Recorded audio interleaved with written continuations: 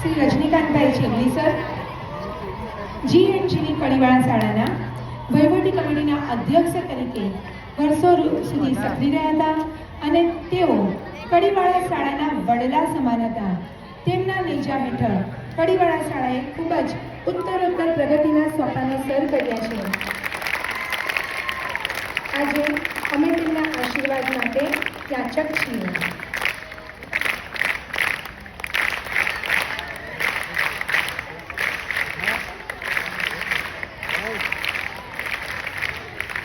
ખૂબ ખૂબ આભાર. હવે શ્રી JK શાહ સર કે જેઓ માધ્યમિક વિભાગમાં ફરજ બજાવતા હતા અને વય નિવૃત્તિને કારણે તેઓ સેવાનિવૃત્ત થયા છે. તેઓ ખૂબ જ સાલસ સ્વભાવ ધરાવે છે. અંગ્રેજી વિષય પર તેમની અદ્વિતીય પકડ છે. આવા શ્રી JK શાહ સરની તસવીરનું પણ અનાવરણ થઈ રહ્યું છે. તો આપણે સૌ JK શાહ સરને પણ તાળીઓના ગડગડાટથી વધાવી લઈશું.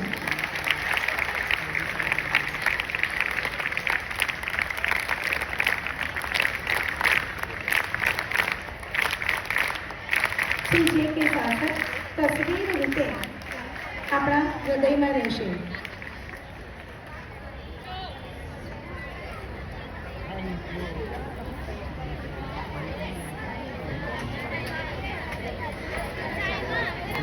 શ્રી JK શાહ સરને અમે શિક્ષકગણ તરફથી અને વાલી શિક્ષક મંડળ તરફથી નાનકડી ભેટ અર્પણ કરીએ છીએ. શ્રી ભરતભાઈ શાહને વિનંતી કરીશ, શ્રી ભરતભાઈ શાહ સર કે અમારા સૌ તરફથી તેઓ શ્રી JK શાહ સરનું સન્માન કરે.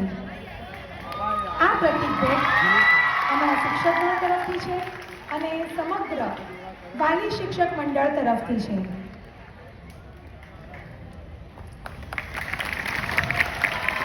ખૂબ ખૂબ આભાર.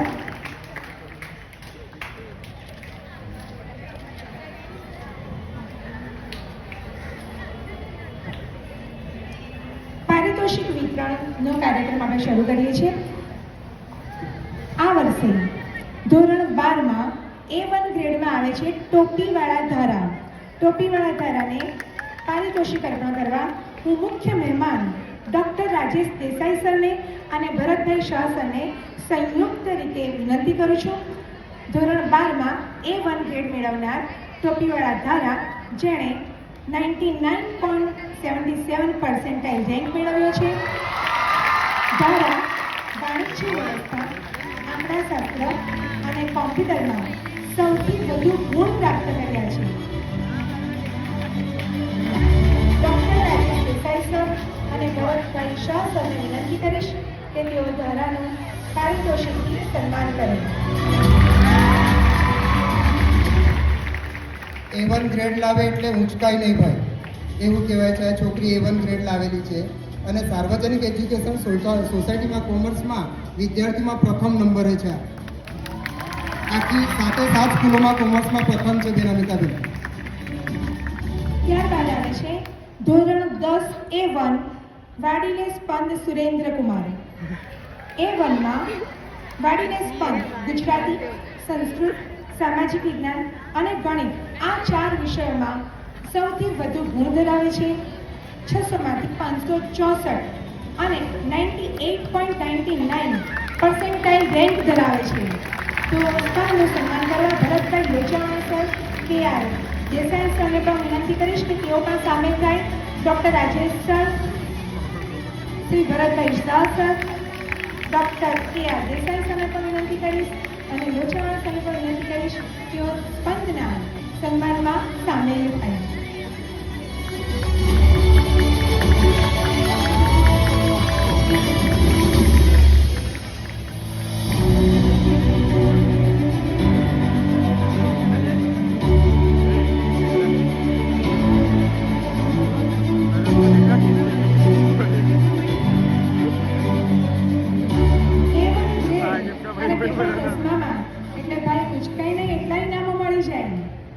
ધોરણ 10 A1 દ્વિતીય ચૌહાણ દિયા નરેશભાઈ. ચૌહાણ દિયાના અંગ્રેજી વિભાગમાં સૌથી વધુ છે.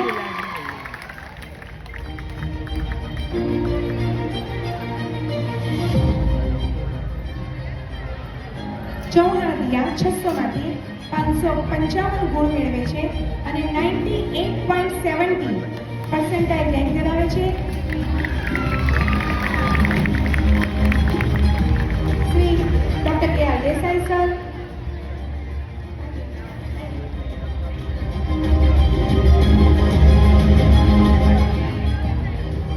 ખૂબ ખૂબ આભાર.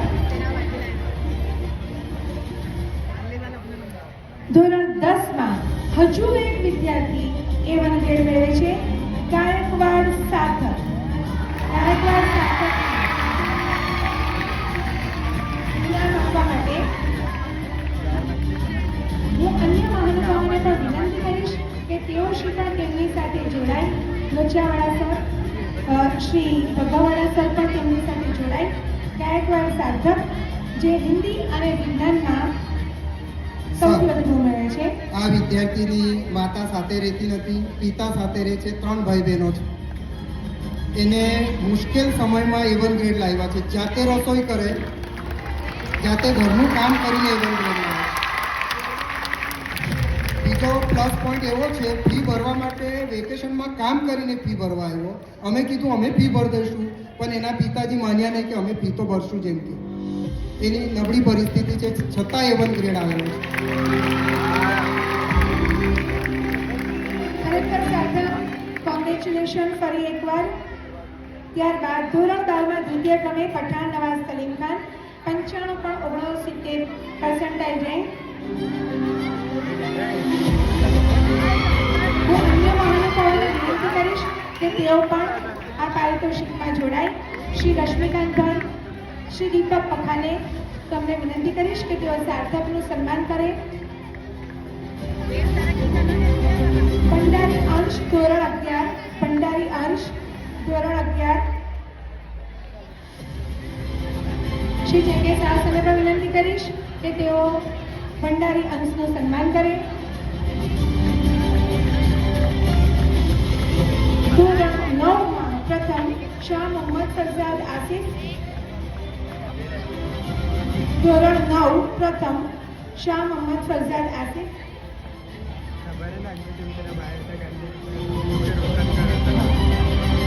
મુખ્ય મહેમાનશ્રીને વિનંતી કરીશ કે સંયુક્ત રીતે ફરજાદનું સન્માન કરે. ધોરણ 11માં દ્વિતીય પટેલ પ્રાચી વિજયભાઈ.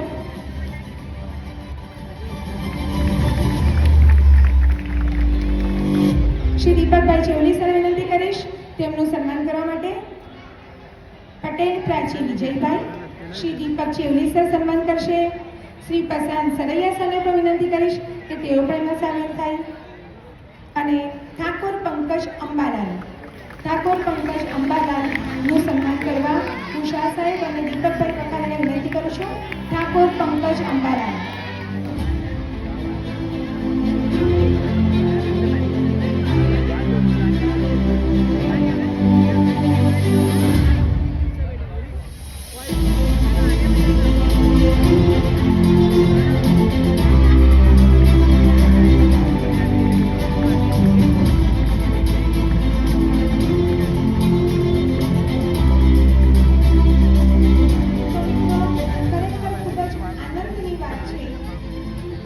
હાલો, જે A1 ગ્રેડ આવ્યા છે એ વિદ્યાર્થીઓને અમારા ભૂતપૂર્વ શિક્ષક અને સૌના માનીતા, અમારા પણ અને વિદ્યાર્થીઓના પણ, જે કે સાહેબ દરેક A1 ગ્રેડવાળાને 5,000 રૂપિયાનું ઇનામ આપવા માંગે છે.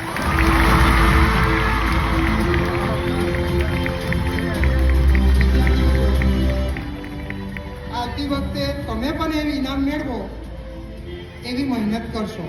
શાહ સાહેબનો હું અહીંથી ખરેખર દિલથી ધન્યવાદ કરું કે એમને A1 ગ્રેડવાળા બેન આ બીજું વર્ષ છે, ત્રીજા વર્ષે પણ 101% આવશે જ A1 ગ્રેડ. અમારી સ્કૂલના ઇતિહાસમાં સર આટલા વર્ષો થઈ ગયા, એના આગલા વર્ષે, આ વર્ષે, હવે પછીના વર્ષે પણ આવશે જ A1 ગ્રેડ. બાકી અમે એવી મહેનત કરતા હતા સર પાસ થાય. તો દાદા સ્પંદ દિયા અને સર સાર્થક અમે પ્રયત્ન ચોક્કસ કરીશું, જ્યાં સુધી પહોંચાય ત્યાં સુધી પહોંચીશું. મહેનત અમારા શિક્ષકોની છે જ. હમણાં ચાલુ પરીક્ષા જ છે, 10 અને 12નો રાઉન્ડ ટેસ્ટ ગોઠવેલો છે, પ્રથમ રાઉન્ડ ટેસ્ટ. ડીઓની સૂચના અનુસાર ડિસેમ્બર માસમાં અમે અભ્યાસક્રમ પતાવી દીધો છે અને હમણાં રાઉન્ડ ટેસ્ટ ચાલુ છે. 10મા અને 12માના વિદ્યાર્થીઓ પરીક્ષા આપીને બેઠેલા છે. સર, અમે મહેનત કરીશું. સાંભળી લો ભાઈ, જુઓ અહીંયા ભાઈ તમને આપવાવાળાની કમી નથી. દીપકભાઈ પખાલે જે આપણા કારોબારી સભ્ય છે ને, બીજું તો ભૂતપૂર્વ વિદ્યાર્થી છે. અહીંયા 60 થી 70% લોકો શાળાના ભૂતપૂર્વ વિદ્યાર્થી છે. સામે બેસેલા પણ કેટલાક ઘણા બધા, જિજ્ઞેશભાઈ સુરતી પણ આવી ગયા છે, ભરતભાઈ લોચાવાળા, દીપકભાઈ પખાલે, KR દેસાઈ સાહેબ, ડોક્ટર રાજેશભાઈ દેસાઈ, આ રશ્મિકાંતભાઈ પટેલ, બધા ભૂતપૂર્વ વિદ્યાર્થીઓ છે. મને સોસાયટીમાંથી એકવાર ટકોર થયેલી કે ભૂતપૂર્વ વિદ્યાર્થી લાવો, તો લાવવાનો ફાયદો મને એ થયો કે દીપકભાઈ હમણાં ઇનામ જાહેર કરી દીધું. જેટલા બી લાવશે તેટલા ને દીપકભાઈ? સાહેબે 40 કીધા છે. 40 ગુણ્યા 5, 40 ગુણ્યા 5 ના. ચેલેન્જ તો અમારા પર છે, અમારા શિક્ષક પર અને અમે મહેનત કરીશું, ચોક્કસ મહેનત કરીશું અને બને તેટલા A1 ગ્રેડ લાવવાનો પ્રયત્ન કરીશું. વાલી મિત્રો પણ એમાં હામી ભરશે અમારા. અને આ વર્ષે વિજયભાઈ કરીને હમણાં વાલી શિક્ષક મંડળના ઉપપ્રમુખ છે, એમની દીકરી અહીંયા ઇનામ લઈને ગઈ, પ્રાચી, એ લાવવાની જ છે. બીજો અંશ એ બી લાવવાનો જ છે. સર, એ બે તો નક્કી જ છે. 40 સુધી કદાચ તો પણ મહેનત કરીશું. અમે ના પાડતા જ નથી, કારણ કે if there is a will there is a way. Shah સાહેબ.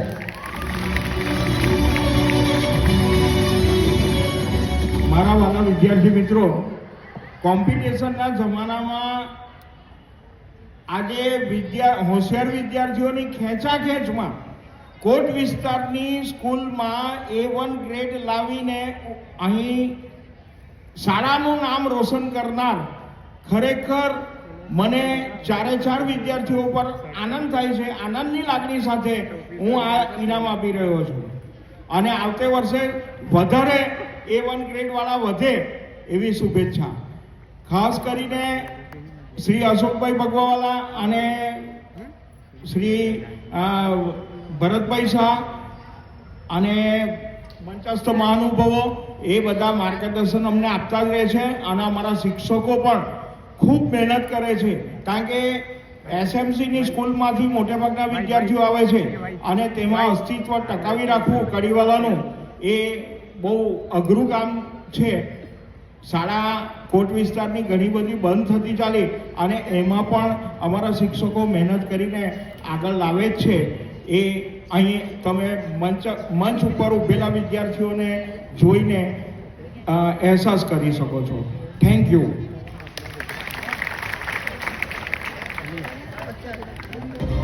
આપણી શાળામાંથી 4 વિદ્યાર્થીઓ A1માં અને ધોરણ 10માંથી 7 અને ધોરણ 12માંથી 14, ટોટલ 21 વિદ્યાર્થીઓ A2 ગ્રેડમાં આવ્યા છે.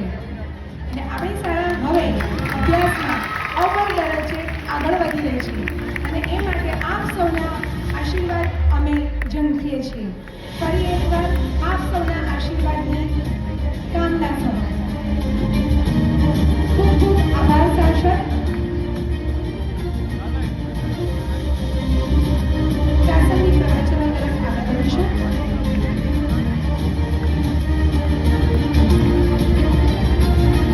મંચસ્થ મહાનુભાવો, આજના અમારા મુખ્ય મહેમાન અને અમારા ભૂતપૂર્વ વિદ્યાર્થી ડૉક્ટર રાજેશભાઈ દેસાઈ સાહેબને 2 મિનિટનું વક્તવ્ય આપવા માટે હું વિનંતી કરું છું, જેથી કરીને અમારા બાળકો પણ તમારી લાઈન પસંદ કરે.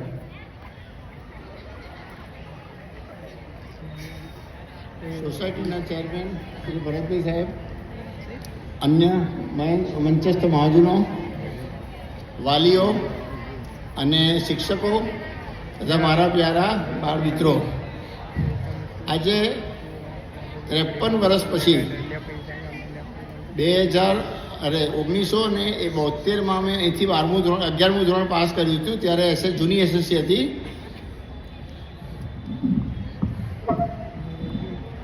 ત્યાર પછી વચ્ચે 1-2 વખત સ્કૂલમાં આવવાનું થયું હતું, પણ આજે જે મને આનંદની લાગણી થાય છે કે આ જ બિલ્ડિંગ હતું, થોડો વધારો આવ્યું છે. આ જ ગ્રાઉન્ડ પર અમે રમીને ક્રિકેટ રમીને મોટા થયા છે અને અહીંયા જ અમને સારામાં સારું શિક્ષણ મળ્યું છે, જેને કારણે હું આ લેવલ પર પહોંચી શક્યો છું. મારા વખતના શિક્ષકો શ્રી એસ એમ દેસાઈ સાહેબ, સોલંકી સાહેબ, જેબી શાહ સાહેબ, આરસી દેસાઈ સાહેબ વગેરે મારા પાછળ જે મહેનત કરી અને તેને લીધે હું જે સોપાન હાંસલ કરી શક્યો તે બદલ હું સર્વનો આભારી છું. વધુ સમય નહીં લેતા આજકાલના બાળકો માટે હું થોડી સ્ટડી માટેની ટિપ્સ આપવાનો પ્રયત્ન કરીશ. જે પ્રયત્ન તમે અમલમાં મૂકશો તો તમને લાંબી ગાળે બહુ ફાયદો થશે. અને સાહેબે કહ્યું છે તેમ બધાને 5,000 રૂપિયા આપવાના છે. આપણે એમનું ગજુ આવતે વર્ષે ખાલી કરી દેવું છે. સૌથી પહેલાં તો તમે તમારા અભ્યાસમાં નિયમિતતા રાખો. ઘણી વખત શું છે કે તમે પરીક્ષાના આગલે દિવસે આખી રાત જાગીને 4 કલાક સૂઈને પરીક્ષા આપવા જાઓ, બાકીના ટાઈમમાં તમે પ્રોપર વાંચન નહીં કરો, રમ્યા કરો. એવું નહીં રાખો. તમે એક ગોલ સેટ કરો, ખાસ કરીને 11-12ના વિદ્યાર્થીઓ માટે, કે ભાઈ મારે આટલો વખત અને આ રીતે સ્ટડી કરવો છે અને એ શિડ્યુલ તમે ફોલો કરો. એવું નહીં કે કોઈ દિવસ રાત્રે 11 વાગે સૂઈ જાઓ ને 4 વાગે ઉઠો, કોઈ દિવસ રાત્રે 2 વાગ્યા સુધી વાંચો ને પછી 7 વાગે ઉઠો. એવું બધું તમારું એ જે કરો છો તેના લીધે તમારી બોડી ક્લોક ડિસ્ટર્બ થઈ જાય છે અને તમે જે વાંચનનો સમય આપો છો તેનું પ્રોપર યુટિલાઇઝેશન થતું નથી. બીજી વસ્તુ સ્ટડીમાં બહુ અગત્યની છે તે કે વાંચન, મનન અને ચિંતન અને લેખન. કોઈ પણ વસ્તુ તમે વાંચો તો શાંતિથી વાંચો, વિચારો. એક ચેપ્ટર આખું પતી જાય પછી તમે આંખ બંધ કરીને શાંતિથી બેસીને આખા ચેપ્ટરના જે મેઇન પોઈન્ટ હોય તે મનમાં ને મનમાં રિવાઇઝ કરો. અગત્યના પોઈન્ટ હોય તેની એક નોટ્સ બનાવો. તો આ બધી વસ્તુઓ તમને પરીક્ષા વખતે ઓછા સમયમાં તૈયારી કરવા માટે ખૂબ જ કામ લાગશે. બીજી વસ્તુ એ કે તમે સ્ટડી કરો તો કોઈ 8 કલાક કરે, કોઈ 10 કલાક કરે. અમે બી કરતા હતા 11-12 કલાક. પરંતુ વચ્ચે પ્રોપર રિલેક્સેશનનો સમય રાખો કે 2 કે 2.5 કે 3 કલાક પછી ગમે તેટલું તમારું વાંચવાનું બાકી હોય, મગજ પર તમને ટેન્શન રહેતું હોય, છતાં પણ 10થી 15 મિનિટનો બ્રેક લેવો બહુ જરૂરી છે. આ બ્રેકમાં હું સલાહ આપીશ કે તમે સ્ક્રીન ટાઈમ નહીં કરો, તેને બદલે બીજી બધી light exercise, moving around, talking with your parents, brother and sisters, એ રીતે તમે થોડા મેન્ટલી રિલેક્સ થાઓ. વાંચવાના કલાકો કેટલા તમે વાંચો છો એ મહત્ત્વનું નથી, કેવી રીતે અને કઈ રીતે સમજીને વાંચો છો એ બહુ અગત્યનું છે. ત્રીજી વસ્તુ હું કહીશ કે અભ્યાસ કરતી વખતે કોઈ પણ પ્રકારનો સ્ટ્રેસ, ટેન્શન કે તમે મહત્વાકાંક્ષા નહીં રાખો કે મારે આ તો કરવું જ છે, મારે આ તો કરવું જ છે. તમે તમારો સંપૂર્ણ મહેનત અને પરિશ્રમ આપો, બાકીનું તો ઓટોમેટિક તમને રિઝલ્ટ મળી જ જશે. તે ઉપરાંત તમે નોર્મલ તમારો સ્લીપ પેટર્ન રાખો, નોર્મલ ડાયટ મેન્ટેન કરો અને ખૂબ શાંતિથી સ્ટડી કરો અને ઉચ્ચતમ તમે પ્રમાણ માર્ક્સ મેળવો એવી શુભેચ્છા. ધન્યવાદ. ખૂબ ખૂબ આભાર સર. શ્રી લોચાવાળા સરને વિનંતી કરીશ પ્રાસંગિક પ્રવચન માટે. લોચાવાળા સર, આપ 2 મિનિટ માટે પ્રાસંગિક પ્રવચન કરી અમને કૃતાર્થ કરશો. નમસ્કાર. શાળાના ટ્રસ્ટી અને અમારા ભૂતપૂર્વ ગુરુજનો સૌને વંદન અને સદનમાં ઉપસ્થિત મારા વાલા વિદ્યાર્થી મિત્રો, હું આપ સૌને એટલું જ કહીશ કે જો તમે ભણવામાં થોડાક પણ ડલ હો તો એનો મતલબ નથી એવો કે તમે કંઈક કરી નહીં શકો. હું આજે અમને એટલો જ મેસેજ પહોંચાડીશ કે તમે જો ડલ હો તો કોઈની બી પાસે તમે મદદ લેતા શીખો. અને હું અત્યારથી શિક્ષક મિત્રોને પણ એટલી વિનંતી કરીશ કે જે ડલ વિદ્યાર્થી છે તેની પછાડી થોડી સહાનુભૂતિ અનુભવીને એને પીઠબળ પૂરું પાડે, જેથી એ વિદ્યાર્થીને એમ ન થાય કે મારી સાથે કોઈ નથી. કારણ કે જે ડલ વિદ્યાર્થી હોય છે એને એક જ વસ્તુ સતાવતી હોય છે કે હું ડલ છું અને મારથી હવે કંઈ થઈ નહીં શકે. પણ એને આપણે પ્રેરક પણ પૂરું પાડવાનું હોય છે કે તું જે ધારે તે કરી શકે છે.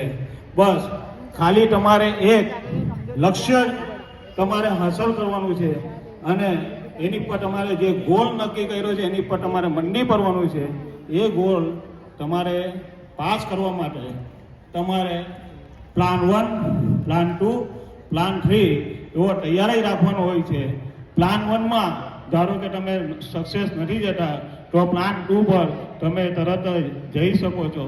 અને એના માટે જરૂરી નથી કે તમે એસએસસીમાં ફેલ થયા તો પણ આજની તારીખમાં આઈટીઆઈ અને ઘણી બધી પ્રાઇવેટ ફેકલ્ટીઓ છે જે તમને આ બધા પ્રોગ્રામો કરાવે છે. તમને જે વિષયમાં રુચિ હોય એ વિષયમાં જરૂરથી અગાડી વધજો. તમે ચોક્કસ એમાં ઉત્તીર્ણ થશો. અને જ્યાં પણ તમને ઇલેક્ટ્રિક લાઇનની અંદર અગર કોઈને આવવું હોય અને એ બાબતમાં કોઈને પણ કોઈ પણ પ્રકારની ક્ષતિ ઉત્પન્ન થતી હોય કે મને આમાં સમજ નથી પડતી તો ચોક્કસ મારો કોન્ટેક કરજો. ઇલેક્ટ્રિકની કોઈ પણ લાઇનમાં કોઈ પણ જગ્યા પર કોઈ પણ સેક્ટરની અંદર ગવર્મેન્ટ સેક્ટર હોય કે એજ્યુકેશન સેક્ટર હોય કોઈ પણ જગ્યા પર ઇલેક્ટ્રિકની અંદર હું તમારા માટે 24/7 ડેઝ હાજર છું. અસ્તુ. જય હિન્દ, જય લાઈન. ખૂબ ખૂબ આભાર સર. અમારા વિદ્યાર્થીઓ વતી પણ તમારો આભાર માનું છું. શ્રી ભરતભાઈ શાહ સર, સાર્વજનિક એજ્યુકેશન સોસાયટીના અધ્યક્ષ શ્રી શાહ સરને વિનંતી કરીશ પ્રાસંગિક પ્રવચન માટે.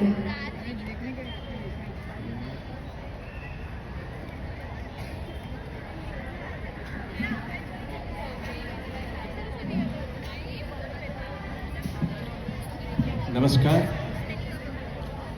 સાર્વજનિક એજ્યુકેશન સોસાયટી સંચાલિત GNGV કડીવાલા અને MB મુનકી સાર્વજનિક હાઈસ્કૂલના આજના વાર્ષિકોત્સવ પ્રસંગે ઉપસ્થિત આ શાળાના ભૂતપૂર્વ વિદ્યાર્થી અને જેના માટે શાળા ગૌરવ લઈ શકે એવા મુખ્ય મહેમાન શ્રી ડૉક્ટર રાજેશભાઈ દેસાઈ તથા અતિથિ વિશેષ તરીકે ઉપસ્થિત શ્રી ભરતભાઈ લોચાવાળા, સાથે જ અમારા સાર્વજનિક એજ્યુકેશન સોસાયટીના first vice chairman Shri KR Desai સાહેબ, અમારા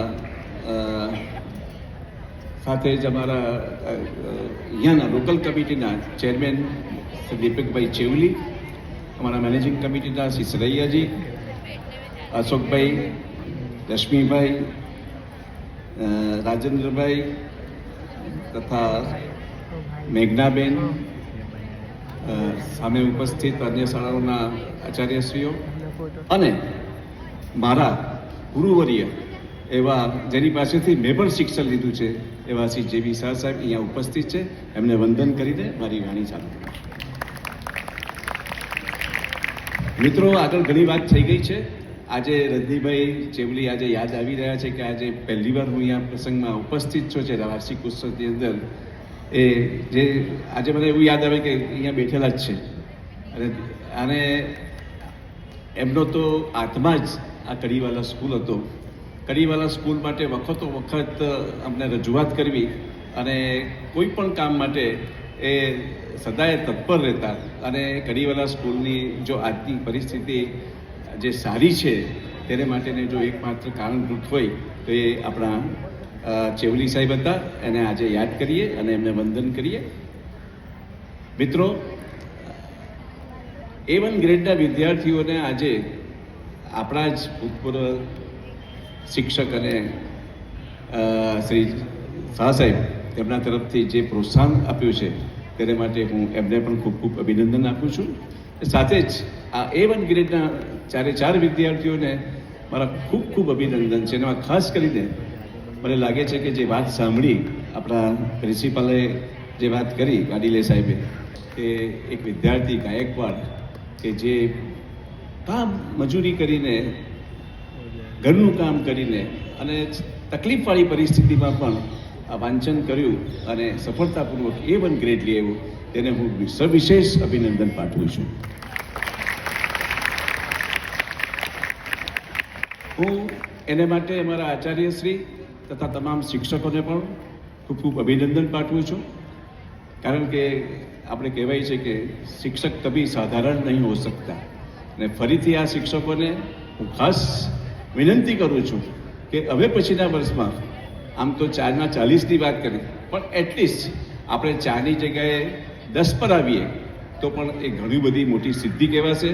મારા શિક્ષકોને ખાસ મનમાં વિનંતી છે કે એને માટે ખૂબ જ પ્રયત્ન કરી અને વિદ્યાર્થીઓને ખાસ કહું છું કે કે તમે અત્યારે અહીંયા સારું શિક્ષણ મેળવો છો ને સાથે સાથે એટલો અભ્યાસ કરો અને A1 ગ્રેડમાં આવશો, ગ્રાન્ટેડ કોલેજોમાં તમને એડમિશન મળશે, પણ કોઈ પણ સંજોગોની અંદર 12મું ધોરણ પાસ થયા પછી શિક્ષણ છોડવાનું નથી. કોઈ પણ કોલેજમાં જાઓ તમારું શિક્ષણ ચાલુ જ રહેવું જોઈએ.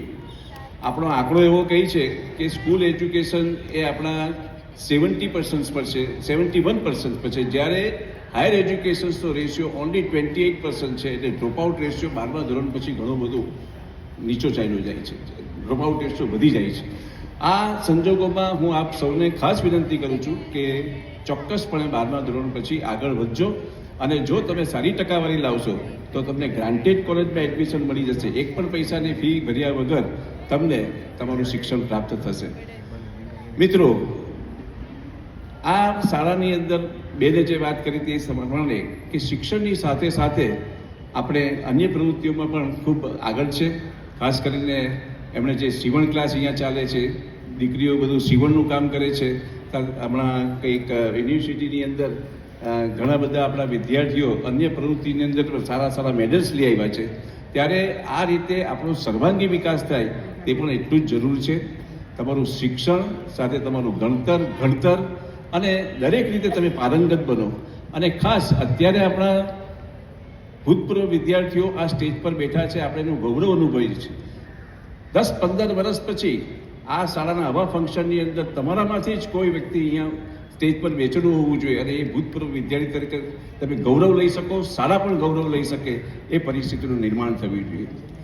સાથે જ આજે મને આનંદ એ વાતનું થાય છે કે આજે થીમ જે છે લખવામાં આવ્યો છે તે થીમ પણ ખૂબ સુંદર છે, સપ્તામૃત, જેમાં સ્નેહ, સેવા, સમર્પણ, સારપ, સદભાવના, સ્વાસ્થ્ય અને સફળતાના આ સપ્તમૃતથી આપણી આ જે સ્કૂલ છે તેવા આજના આ કાર્યક્રમની અંદર આ થીમ સાથે એટલે જે વાત કરીએ છીએ કે જીવનની અંદર આપણે આ અભ્યાસ તે તો જીવનનો એક ભાગ છે.